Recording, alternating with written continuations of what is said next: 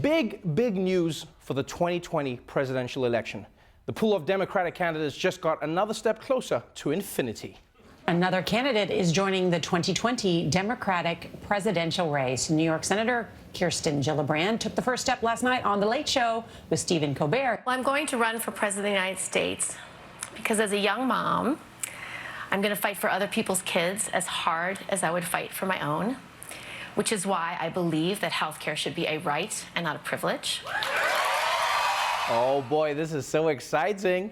Another big-name Democrat has joined the race, and I'm really excited for Senator Gillibrand, right? She's got a really progressive platform. She's for universal health care, campaign finance reform, paid family leave, and she proved all those haters wrong who said she would never run for president. I like that about her. Yeah, even if some of the best haters are yourself.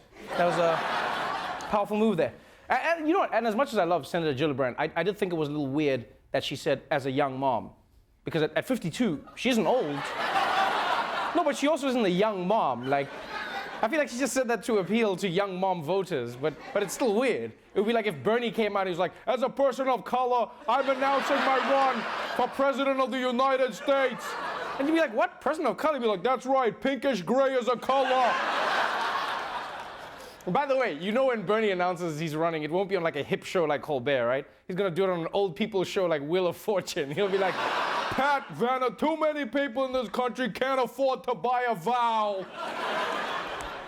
Moving on, YouTube is the place where we go to watch people hurt themselves on video. And I mean, that's basically why we invented cameras, right? The first movie was Thomas Edison trying to skate down a railing and hitting his nuts. A lot of people don't know that. But now, YouTube wants to put a stop to all of it. YouTube is trying to save people from themselves by banning videos that encourage dangerous activities that could result in physical harm. The decision comes amid reports of injuries sustained by people doing the Bird Box Challenge, inspired by the hit movie. Okay, no, I'm sorry, no. Censorship is a slippery slope, all right? You can't ban these videos. It's like the old saying goes, first they came for the Bird Box Challenge, and I said nothing because my mouth was full of Tide Pods, all right? And by the way, YouTube, if you want to ban dangerous things on your platform, why not start with all those pro-Nazi videos, all right? Or at the very least, make the Nazis do the stupid challenges. Yeah, you can support Hitler as long as you set yourself on fire. Then we all win. I like that. Moving on. Since Jeff Sessions was fired and returned to his home at the end of the rainbow, the United States has been in need of a new attorney general. And yesterday, President Trump's nominee, William Barr, sat in front of senators to say how excited he was for the job. And now to the fight over William Barr, the president's pick for attorney general. He was on the hot seat on Capitol Hill yesterday for the start of his confirmation hearings. A number of my colleagues on both sides have asked, and I'll bet you'll hear more, questions along the line of what would be your breaking point. Doesn't that give you some pause as you embark on this journey? It might give me pause if I was 45 or 50 years old, but it doesn't give me pause right now because I had a very good life. I had a very good life? Damn, that's a weird pitch.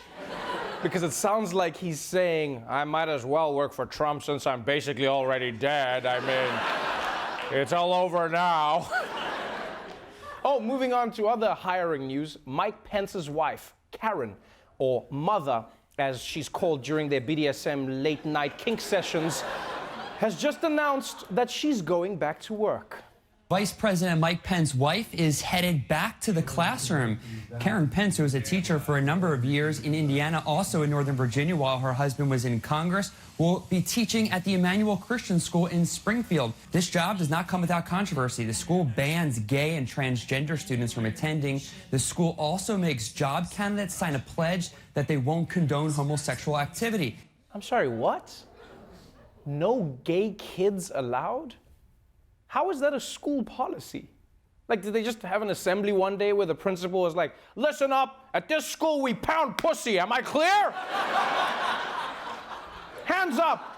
Who in here is interested in the spring musical? Trick question, you're out, you're out, you're out, you're out, you're all out. I'm not gonna lie, I think it's crazy that if you want to discriminate against anyone in America, all you have to do is say, oh, it's because of my religion, I'm not discriminating. Like, I wanna try that. I wanna just be like, no short people allowed at my shows because I want all my friends to be close to Jesus and you couldn't be further away.